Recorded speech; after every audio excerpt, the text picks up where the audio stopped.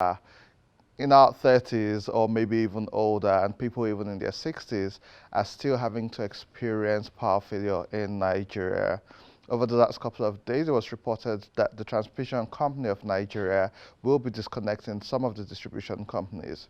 Now, for some of us in Abuja, we have parts of the city where we haven't had power supply in the last 48 hours. And so what happens when you don't have power in the last 48 hours?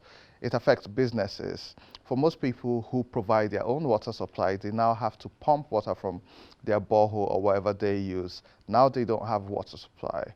I think it's disgraceful and a shame if we can't fix these problems, and if the people have to suffer for this, especially when electricity tariffs have been increasing over time. And so we need to fix our act as a country if we want to improve the businesses and the economy of the country. Besides that, let's talk about the Nigerian Police Force. In 2020, in October, young people came up and said end SARS because they spoke out against police brutality.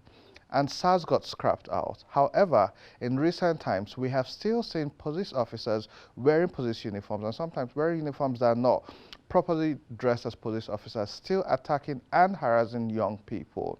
And we've seen some of those reports on social media. This is a call for police officers to understand that it's not what they are meant to do, and also to the public relations officers of the country in the police service. It's your duty to serve and not a favor you're doing to the people. And so when people come up to complain about these things, help fix their problems without making them feel like you are doing them a favor. We have an exciting show up for you today. We will be talking about the Presidential Election Petitions Tribunal. What does this mean and what's the impact of it?